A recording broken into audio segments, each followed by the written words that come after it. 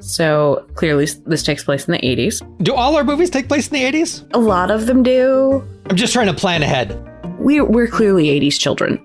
Yeah, I was going to say, I wonder why.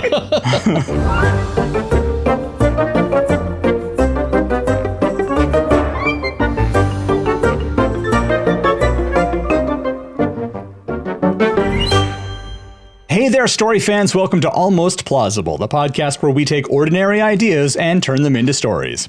I'm your host, Thomas J. Brown, and stop the presses because this week on the show, we're creating a story that centers around a newspaper. Getting to the bottom of this story with me are my own Woodward and Bernstein. It's Emily. Hey, guys. And F. Paul Shepard. I'm not qualified. I'm glad to have you both here, but I have good news and bad news. The bad news is that the best newspaper movie already exists, and that is the 1992 musical Newsies, so what are we even doing here? This is 100% true. It really is, I think. Is it about the newspaper, though? It's about the newspaper industry? Yeah. Okay.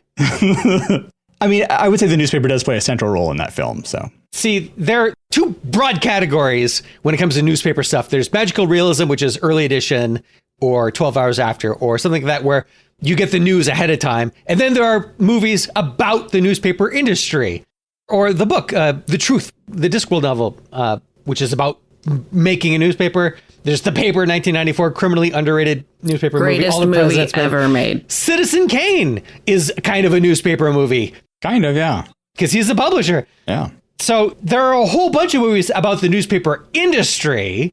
So I thought this was about a newspaper. Yeah, that's what I had in mind as well. And when I was trying to think of pitches for this week, I kept coming up with ideas that already exist. So my honorable mentions include Early Edition, Safety Not Guaranteed, and 3 Days of the Condor, which all have plots similar to things that I thought of. I had totally forgotten about Safety Not Guaranteed. That takes me back. Well, that was the bad news. The good news is that I have confidence we'll be able to come up with our own unique story. So let's jump into our pitch session. Emily, we'll start with you. Tell me all the news that's fit to print. All right. I think my first one fits in with the newspaper as a central role and not the newspaper industry. Actually, now that I think about it, we'll get there. A girl discovers coded messages in her small town's newspaper and is convinced it's KGB messages from Soviet spies. So clearly this takes place in the 80s. Do all our movies take place in the 80s? A lot of them do. I'm just trying to plan ahead. We're clearly 80s children. Yeah, I was going to say, I wonder why. There's a level of like, we can only go so far and we've stopped. So. Well, they say, write what you know. And yeah. So she's convinced these newspaper messages are from Soviet spies, from the KGB to Soviet spies. Turns out it's just a couple of boys down the street playing war games and using the newspaper as a means of doing that. And then the three get enlisted into a secret government decoder program. So how did the government find out about them? I could understand the government finding out about the boys. How did they find out about the girl? In my head, I imagined that they kind of converge all at the same time. She figures it out the same time the government figures out who it is, and they kind of go there to meet at the same time, coincidentally. And the government's like, well, why are you here? And she's like, oh, blah, blah, you know. I didn't think that far ahead yet. That's what we're supposed to do. Right. That's a detail we could figure out. I don't like coincidence. I do like the premise. I like that whole code solving type. It's sort of 3 Days of the Condor meets War Games. Yeah. Yes. Yeah. What was the movie with the autistic boy where it's puzzles? It was a puzzle in the back of a magazine or something. Yeah. What was that? I know what you're talking about. Mercury Rising. That was the name of the movie. Okay. Yeah. That's right. With Bruce Willis. Yep. It's all coming back to me. All right. So that's pitch number one. So is that about the newspaper, though? Because it seems like the newspaper is the medium. I realized that as I was about to read it. I was like, oh, wait. But if the government job that they get, if what they're decoding is messages in newspapers. That could be. We could easily incorporate it further. Yeah. Or they use the newspaper to solve a problem. Yeah. Because they're already using it to send coded messages to each other. Sure. Yeah. Might be worth exploring. I mean, it's an interesting concept, and you could definitely take it somewhere. Well, I like the 80s, even though 1980 was 20 years ago. Right? Yeah. 20 years ago. So I only have two today. My second one is the last paper issue of a mid-sized mid-size city's newspaper is set to publish in the next 24 hours, and the managing editor wants it to be the greatest issue they've produced, and uncovers a crazy city council secret. Because a lot of actual reporting is done by reporters. Right. Shocking, Yeah. I know. It's funny because I have a pitch that's sort of similar to that, and it was actually my shortest of my 3 pitches. It's a near future story about the last print newspaper in the world releasing its final edition. That was all I came up with. I just liked the idea of literally the last newspaper that's going to be printed. So similar idea. Yeah. Of a small paper that's closing down. Shutting up shop. Yeah. Yeah. I was also visioning that the secret would be just something really bizarre, like just completely insanely bizarre. Not even like criminal, just like fucking what the fuck weird. One of the city council members is actually a lizard person. Exactly. The mayor. It's got to be the mayor is a lizard person. You've heard one of my ideas, so I'll do my other 2 here. The first is the main character moves from the big city to a rural town for whatever reason, and they decide that the once-a-week newspaper that mainly focuses on things like farm reports and town gossip and sharing recipes is just all wrong. So he goes on a mission to improve the newspaper and unintentionally runs it into the ground, upsetting the townsfolk in the process. His redemption comes when he learns more about the town and the people living in it. He helps restore the newspaper to its former state and manages to make a couple of small changes that actually do benefit the town. There are a lot of that type of big city person goes to the small town and Yeah. has trouble adjusting, adapting. Yeah. And then changes everything for the better. Doc Hollywood comes to mind. Oh, Right, Doc Hollywood is so good. I was thinking the same thing. My other idea is that an unscrupulous newspaperman at the turn of the 20th century, helps corrupt politicians and businessmen run the small city where they all live. When the protagonist confronts him about printing lies, the newspaperman responds, "What I print is true because I print it." That sounds familiar. That line sounds familiar. Like, Does it? Oh, no. I was going to say it sounds like a line from Newsies. I haven't seen Newsies, so it doesn't sound like a line from Newsies to me, but it does sound like something that might have happened in real life. I was going to say it sounds like something Hearst might have actually said out loud. Yeah. All right, Shep, those are mine. What do you have? Well, I wanted to talk a little bit about your near future story about the last print newspaper in the world releasing its final edition, because I can kind of picture it. Like they had announced and then they got new subscribers, but that is an event that happened in the past. So it's not going to happen again. And so now it's just sort of petering out, going out with a whimper instead of fanfare. And it's the end of an era, literally the era of print media coming to a close. I was going to say that it seems implausible that they would, because they got a whole bunch of subscribers, keep going, that they would have planned for this big finale or, this big final issue and then just stuck with that. But how many times have we seen that in real life where a company is like, well, I guess we're closing. And then everyone's like, no, we'll save you. And so they stay open longer. Yeah, So briefly. I think that is actually briefly. So I think that is actually a pretty realistic, story for them to have. Yeah. Right. I'm picturing characters that are thinking it's going to happen again. They're going to be revived again because they were saved last time. Once people find out that we're actually closing, they'll come back, but they don't. All right, Shep, what do you have for us? So like I said, there were a couple newspaper themed stories like Early Edition and 12 Hours After, where the trick is that they're getting the news ahead of time. So I had an idea. What about a newspaper that tells you news that happened in the past? How come nobody's made a movie about that? My other idea is I like magical realism. So how about a newspaper that you can enter any picture that's in the newspaper for a day, because it's a daily paper. Makes sense. So you can go into that time whenever that photo was taken for one day. You can't affect anything. Well, you can change things there, but it doesn't change anything outside the newspaper because it's its own reality. Oh, I like that idea, that it's its own encapsulated universe, basically, because you've already captured that time and it can't go forward or back. Could you go back to it because you have the newspaper? You can always go back into it anytime. It could go either way. It could be going back for that day uses up that newspaper or maybe just that page. So you can't go back again. But if you wanted to know more about an event, you could go to the event. What if you got the newspaper to print a photo for you of something in the past, a dead relative or whatever? I was just going to say that, yeah. You could go and visit them. the day that they had that photo taken. Interesting. I like this a lot. So if you had a photo of like your grandmother as a young lady, you could go back and meet her as a young lady, but she wouldn't know you because you being her descendant, that's a thing that happens in her future. So is this the story then? The main character has like a wife died of cancer type of thing and has all these photos from her life and gets them printed somehow and visits her in each one? Or it could be someone keeps buying ad space and is just printing a photograph over and over and over again. We don't know why. And they go to investigate, why is this person doing that? Well, that's why. Interesting. I do like the idea that it's a one-time use because that creates tension and conflict. Yeah.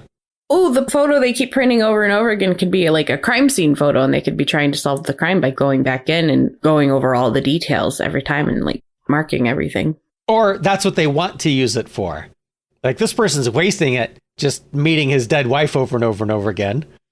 We could use it for good. We could solve crimes. Of course, you need a photo of the event before the crime.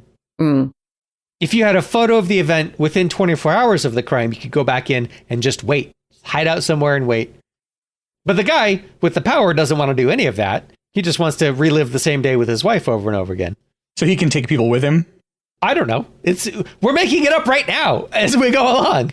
I mean, I like this one. I like this one a lot too. Shall we pursue this then as our story? Because this is the one I'm most intrigued by. Yeah. So I think this might be the winner. So is it the newspaper that is magical, or is it the guy? Or does he have some process that he's come up with to make the newspapers magical? I think it's the guy. Okay. Because if you want to use his power yourself to solve crimes or whatever, you need to convince him to go along with it. But he doesn't want to do any of that because he doesn't care about anything in the current world. Because, like you said, his wife died. And it's just newspapers this works with. Sure. Yes. For some reason. It has to only be newspapers for the theme to be newspapers. To fit the premise of our show. And I think it'd be one of those things too where it's like, well, what about other things? He's like, no. It's just newspapers. Yeah. I've tried. We don't have to explain why. Maybe it's only like this town's edition of newspapers or something. It's like you get the Washington Post or the New York Times. Not going to happen. Doesn't work. Not the online edition. That doesn't work either. Has to be the print edition. Yeah. Yep. I like it because you don't have to explain nothing. It's magical reality. It's magic. It's magic. We don't care. It's just how it is. It's got its own rules. I don't want you to be able to bring anything out of it either. Or you can try to bring stuff out of it, but when you get out to the real world, it's all made out of like paper mache or whatever. It's two-dimensional. It's a photo of whatever. Yeah. Has time passed? Does time pass outside the newspaper when you're inside the newspaper? Are we doing Narnia rules again? I like Narnia rules. Narnia rules are good, but I think it would be more of a fun challenge to have that, yes, the time elapses. When you're in the newspaper, are you in danger? Great question. If the newspaper is destroyed? Well, paper cuts. And then you come out and your hands are all black? Damn it. But you can't be harmed in the paper, but if the paper's destroyed, then you can't come back out, so you die. What is the process of going into and coming out? Is it like a 90s movie where the person sort of like shrinks down and gets sucked into the picture? Or is it just snap your fingers, now we're there? I think it's a process, like you said. So the guy has a method. So you put the photo down, you put the page down of the newspaper, you look at the photo, and like he's explaining to someone else so he can bring them in, kind of like hypnosis, where he's like, sure. You see the photo, the air is blowing, the tree is swaying, you're in the photo. And so as they're talking, the photo's getting bigger and bigger and bigger until they're there. What I was thinking is if the paper gets destroyed or the photo of the paper or whatever gets destroyed, that they would snap back to wherever they were. So if somebody crumples it up or tears it up or it catches on fire or whatever, suddenly they just appear back where they were. Or do they come out of the paper? Or do they die? So if time is passing while they're in the paper, are they they must only be in the paper mentally. Like their bodies are still there. So they're just sitting in a room. Staring at a newspaper. And they're just mentally in there? I'm asking. I'm saying, where are their bodies while they're in the newspaper? Which way would you like it to go? Would you like them to be physically inside the newspaper? Or... Well, if they're physically inside the newspaper, then you introduce opportunities for mischief with the newspaper to create a problem later down the line, like somebody cleaning up and moving it somewhere else or crumpling it, or a cat sleeping on it and they can't get out because the fur in the way. like it's a window. Yeah. They can't pass through this doorway because to them it's a giant cat. Yeah. So this might be a total left turn that we don't want to pursue. But if you're physically in the newspaper and somebody moves the newspaper to a new location, ooh, could you get into, for example, a secure area secretly? Oh man, what a great twist. See, I like the idea of that mischief that can happen if you're Right. physically in the paper. Would it be a shock? Somebody moves the paper and suddenly you're in the recycling truck, or you've been moved to a new location. And so you come out and you're like, whoa, wait, this isn't what I was expecting. So I don't know. That might be a totally different idea than what we want to pursue. It's like a really neat idea, though, because you could do a fun heist movie with that. Yeah. Oh, if he had a partner, he could be doing heists that went unsolved because someone slides the paper halfway under a door or something, and he comes out and does whatever, and then gets back in Yeah. and comes back out. Can he take the jewels or the money or whatever with him into the paper? Surely he goes in with his clothes and stuff, Right. right? Yeah, if he can take other people, then yes, he can take objects with him. He can take foreign objects in and out, but the foreign objects can't stay in without him, and he can't take anything from the picture out. Yeah, whatever goes in, the same rules apply. Yeah. So if he drops something in there after 24 hours, it'll just come back out Pops back wherever the paper is. Yeah. What happens to the world when you're in it when 24 hours are up? Does it start to break apart, Langoliers style, or are you just knocked out immediately? I mean, I imagine it is you just kind of, whatever the process of getting in is, that happens again, but going out. And then you're left holding a newspaper with the original photo. So everything just starts shrinking around you. Or whatever that ends up looking like. If you've ever played a VR game, one of the cool things about them is that the game knows what you can see in the headset. So there's a great demo called The Chair. And one of the cool things to do in the chair is look around, because you'll look to the left and see, a tree, and you'll look to the right and you'll see a bush, and then you look back to the left and all of a sudden you're looking down the street of a city. So it's completely changed as your head was turned away. So I think that'd be kind of a neat way if you could find a way to shoot that, like you were saying. Oh, you hear the breeze, you see the tree, and so little things start appearing in the room that are actually the things in the picture. And then eventually you kind of like turn and look to the side, and now this side of the room, it's not your shitty apartment, it's the bank vault or whatever. I like that because then it can reverse very easily. If there's a photo of a restaurant and you go in and have a meal, can you have a meal? Oh, we are getting into my thesis territory here. Yes, you can have the meal, but when you come out, you will be hungry. Yeah. This is very, very third policeman rules. When you go down the elevator, you can have anything you want in the cavern, but you have to weigh the exact same amount going up the elevator as you did coming down. So I imagine the person with the ability explaining this to the newcomer, the audience stand-in, Yes. that could be all stuff that they cover. Yeah. Or things that the audience stand-in asks. What if we have a meal? I mean, it's so expensive, but we go and have a meal and then just come out of the newspaper. Yeah. You'll still be hungry. You'll be full while we're there and you'll enjoy it and you'll taste it and it'll be fine. But when you come out, you're still hungry. You'll have the memory of it. I imagine that the person, if he really is just meeting with his wife whenever, has done that multiple times. Yeah. Sure, yeah, probably. Yeah. Well, it's all old hat to him. He's like, yeah, you can do that. That's fine. It's a thing. I've done it. I enjoy it sometimes. So is the guy who can do it, has he been committing crimes, or does the new person talk him into it? The new person has to talk him into it. That's the inciting incident, is the news person discovering this ability and being greedy, not trying to be greedy, but just thinking of the possibilities like we are right now. Yeah.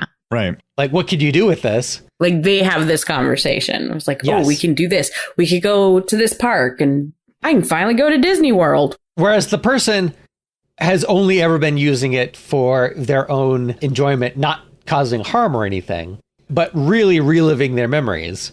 Does his desire to relive those memories with his wife cause conflict? Well, sure. Why would they want to do anything other than their routine? This is an old, maybe retired guy. Yeah, maybe he agrees to it one time and he's like, okay, well, I'll show you what it's like. But Oh, yeah. It's a reporter. The reporters found him and is doing a story. And so he explains it and shows him whatever. And then the reporter's coming up with new ways to use this ability. It's a small enough town that everyone's noticed these weird ads that keep being purchased. Different photos of this woman. Nobody maybe knows who she is because the guy moved to the town after she died, so nobody there met her.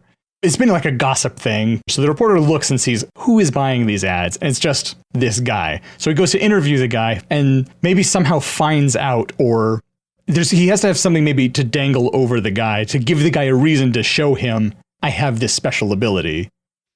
Does he just walk in on him doing it? Yeah, I don't like coincidence, but if the guy happened to come out of the newspaper while the reporter was there. Or maybe the reporter's looking in the window, like he's knocking on the door and the guy's not answering. He's like, because he's in the paper, so he's not answering, Right. but it looks like he's home. Everything else is saying he's home. yeah, the lights are on or something and cars in the driveway. So he's like kind of peeks in the window and then sees the guy sort of come back up out of the paper and is just like, what the fuck just happened? And then says, well, either you tell me what's going on or I'm going to print what I saw. I mean, nobody would believe him, though. If somebody said, I saw a person materialize out of a newspaper, they would not believe you. So what is his proof, or what is it that he has over him? Well, once he's seen it once, he would know to come next time with a camera. That assumes he knows there's going to be a next time. Well, And was he just going to sit outside the guy's house 24 hours a day waiting? once he's seen it, he talks to the guy. But why would the guy ever answer his questions? Why would the guy not? If he's just using it for innocent purposes, what does he care if other people know? Because he doesn't want the attention. If you had a superpower, would you want other people to know about it? No. Yeah, I get it. Because, yeah, I don't want people in my life. Yeah, people would be bothering you all the time to do stuff. He knows if people know that he can do this, they're going to bring pictures to him. People are just going to bother him forever. Like the reporter pulls up a photo on his phone. Is like, can you take me into this photo? It's like, no. No, it's only the paper. Maybe he told people in the past, there was like somebody he really trusted. He's like, oh, I can do this cool thing. And then it completely ruined the relationship. The guy was constantly bugging him. Oh, print this picture. Let's go in here. And Well, what if he did it with his wife all the time? interesting. They had great vacations, and he's got nobody to go with him now. That's why he keeps going to photos with his wife. But he's getting older. And so it's going to be the point where she's noticing that he's older than he should be. Yeah. Older than he was when she had that photo taken. So does the reporter just keep bugging him and the guy's, I'm just going to keep coming every day. I'm going to bother you every day until you show me or explain it or something. So the guy's like, fine, come in. Yeah, why not? Let him be a pest. I like that. I want to like the reporter at first. But I don't think he does it in a nagging way. Yeah, not in a mean way. I mean, if he's going to dangle something over the guy, we're not going to like that no matter what. Right. So maybe he shouldn't dangle something over the guy. Maybe he'd say, this is a miracle. What you can do is a literal miracle. And we should know about it. The world should know about it. It's amazing. What you can do is amazing. Not blackmail the guy. Stroke his ego. Right. But he doesn't want the world to know about it. That's not an in. But so, okay, what I was going to say before is that I like what you said about the guy is alone. He doesn't have anybody anymore now that his wife has passed away. So he's a little bit lonely and nobody ever comes around. Maybe he lives in kind of a remote place. This guy keeps coming around. So maybe the reporter doesn't say, I'm just going to keep coming back. The reporter just keeps coming back. And so finally the old guy's like, I guess you should just come in then. Like, you may as well come in. Because he actually kind of does want someone to talk to. Mm. And then maybe the reporter says, you don't have to explain it. I won't write about it. I just want to see it. Right. And so he agrees to let the reporter sit in the room. Maybe he takes his cell phone away from him and locks it up in his safe so that he can't take pictures or video or anything. What if he does take pictures and video and it just doesn't show anything? Because he's a vampire. Oh, no, wait. like when they're in there and they're in the newspaper, it just doesn't show anything. He doesn't get service in the newspaper. Damn it. That'd be funny. It would be interesting if things worked a little bit differently. Like you don't get cell phone reception in the newspaper, even if it was like a photo from yesterday. Right. Could you call someone? You could call somebody in the world, right, in the encapsulated world, but not outside of the paper. So let's say you wanted to have an argument with someone, or you wanted to practice an argument with someone. You could keep doing that because you know how they'll respond because you literally called them. okay, the old man, the guy who can do it is an old man. Is he able to pass this power on? Is the old man actually only around for a short period of time, passes this power on to the reporter or whoever that person is, and then that person starts using it for dodgy purposes? I like that because then that person, the reporter or whoever it is, once they mess everything up, can buy an ad space and have a picture of the old man and go and talk to him and say, okay, I really messed things up. Yep, that's what I was thinking. Yeah. That's a good way to go. So somehow they meet. Maybe they're friends. Maybe it's like a nephew. I don't know. Whatever. No, it's always a nephew and an uncle relationship. We gotta have a different relationship. It's Doc Brown and Marty McFly. Yeah. Yeah. Right. Yeah. Why is he friends with an 80-year-old? Doesn't matter. Oh, so it's not a reporter. It's someone that he knows, and he wants to share it because he's alone and he's lonely, and he knows that he's gonna die, and he wants to pass the spark on to someone else. Yeah. So he shows him how to do it, shows him how to bring other people in, shows him everything he needs to know. And everything the audience needs to know. It's great. Right. So then that guy starts doing his thing. I think this would be a good time for us to take a break. And when we come back, we'll figure out what those things are.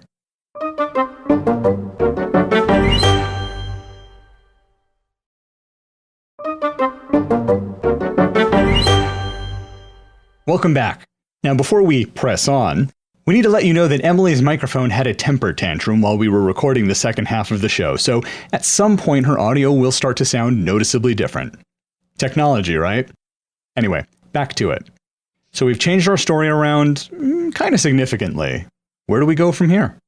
This kind of reminds me of Groundhog's Day. If you could keep using the same photo over and over again, you're basically choosing to relive that day over and over again as many times as you want. Maybe there's a girl he likes and there's a photo of her in a bar or something, and he keeps going back into that photo to hit on her until he figures out what she is like and how that works. Maybe it's just a random photo of a bar in the town, and he goes in it's like his first solo. He goes in and he meets this girl and is like, oh, I can figure out things and do the Groundhog Day thing where I can figure out things about you so that when I meet you in real life.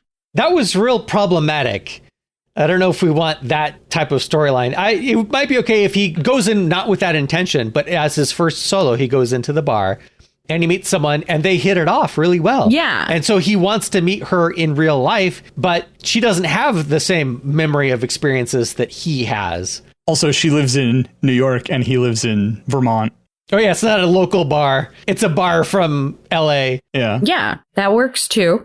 So the only way he can see her is to go into the paper But she won't remember him. Right.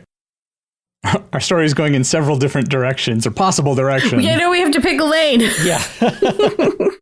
This kind of also reminds me of a movie I have not seen called About Time. You remember About Time? It does remind me of About Time. Oh, yeah, that's true. I'm basing this on the trailer alone. In the trailer, it's a guy teaching his son how to travel through time. Yeah. Something that the men in the family can do. Yep. Yeah. But they do have their limits and they know when it's their last trip. So what kind of story is this story? I really like the transporting people one, but I feel like we should save that idea for a future story. It feels a little bigger than what we have space for here, if that makes sense. Yeah. I like the idea of the guy passing on the power to the next generation, because I really like the idea of him going into the paper to see the old man and be like, man, I screwed this all up. I need your help. Okay, let's go that track. I'm going to be decisive. Yes. What is his goal? What's the goal? What is the plan here? Once he figures out how to use it and he's done it a few times, what does he use it for? Does he bring people in the real world with him? Is there some girl he's dating and he's like, we can go to Tahiti right now? So you would do that to someone that you're dating, not someone you married to? That's a good point. What if the relationship doesn't work out, like most relationships? He's young and dumb. Yeah. Is this how he screws up? Maybe. Everybody knows. Do other people find out? Yeah, I could see that. He takes a girl on a date to wherever.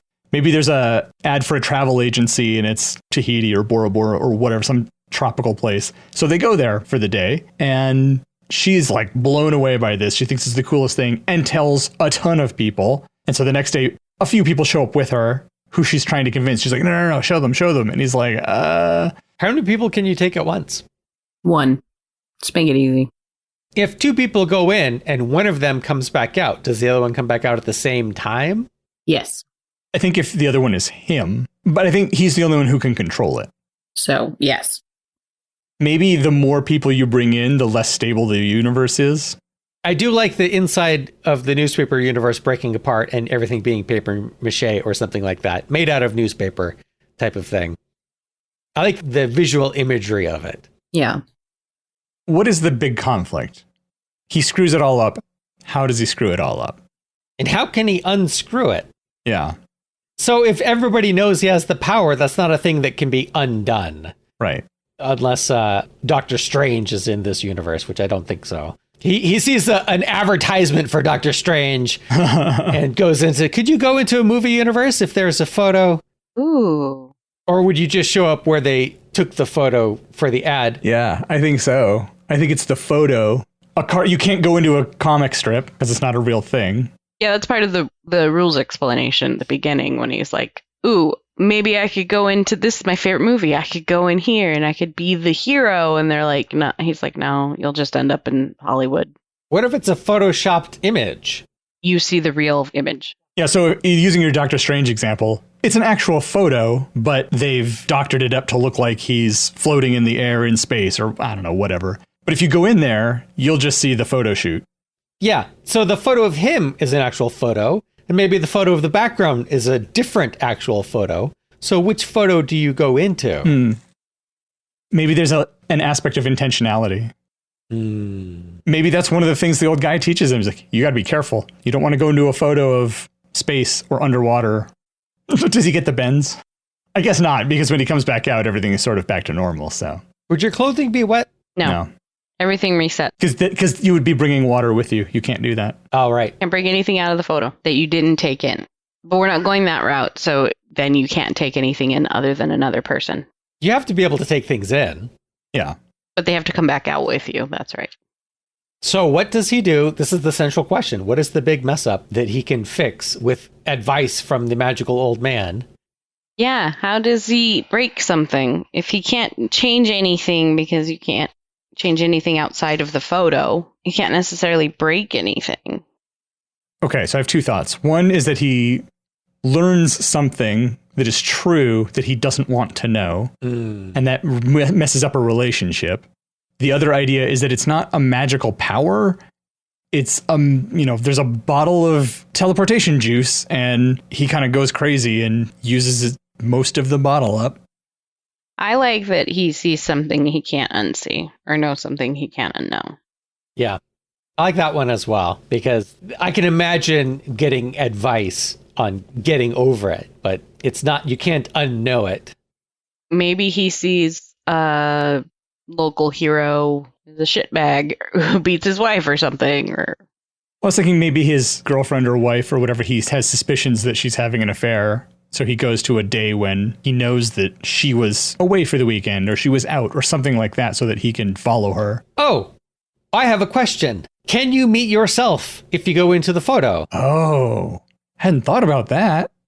You must be able to. You must be able to, because they exist in the world at that time when the photo is taken.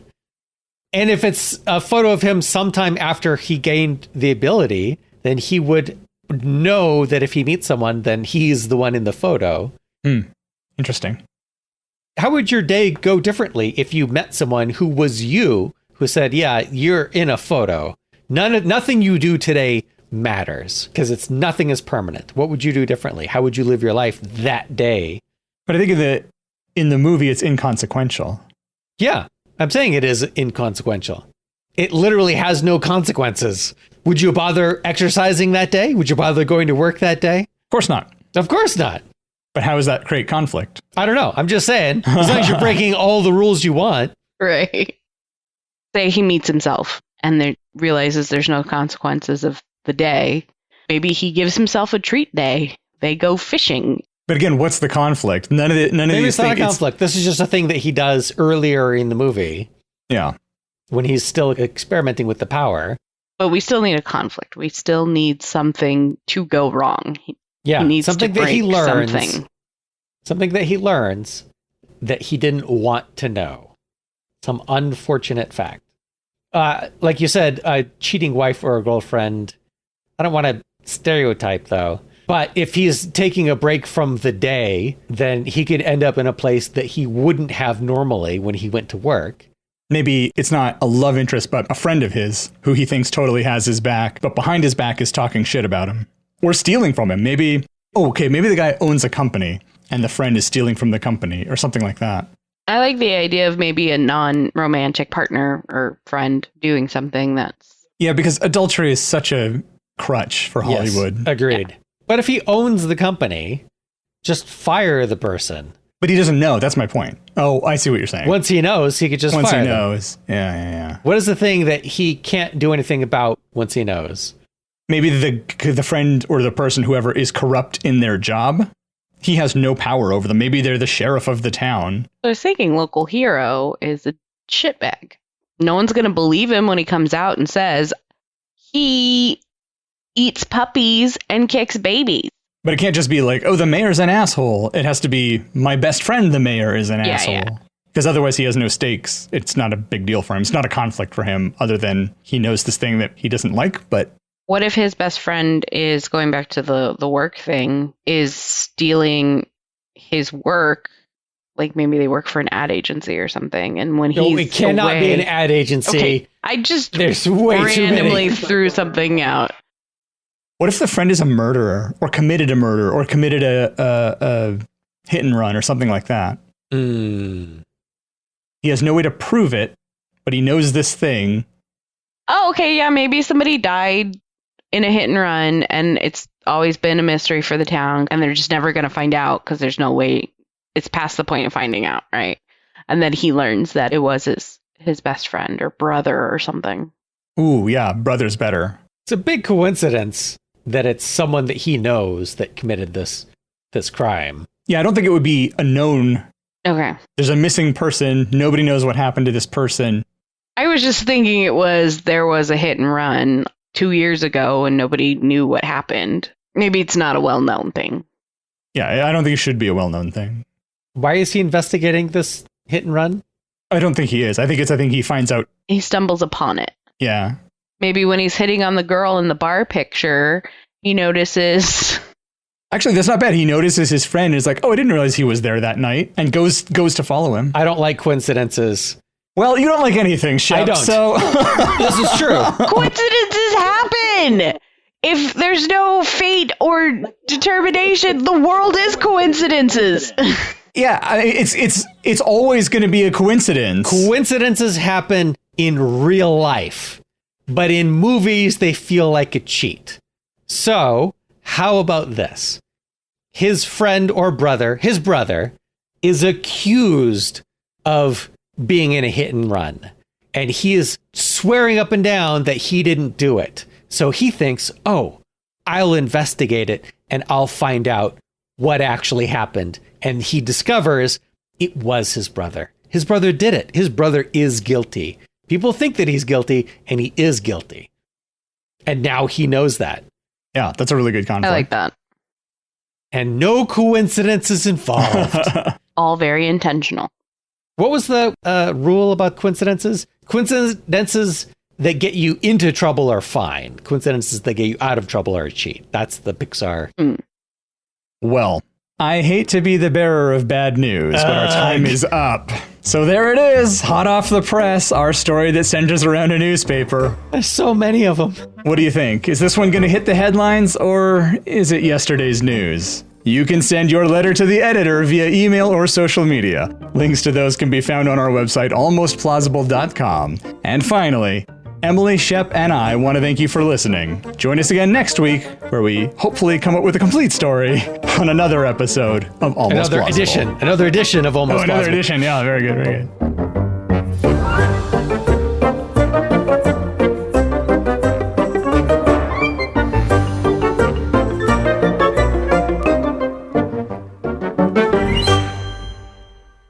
Well, butts. We knew that there were going to be some failures, though. There's got to be one or two. They can't all be gold. Nope. I think this one was fine. What are I you think talking we about? did end up coming up with most of a story if you piece it all together. Well, and the point of the podcast is to show the writing process. Writing is hard. Yeah. And the things you have to think about when you're trying to come up with a story. Agreed.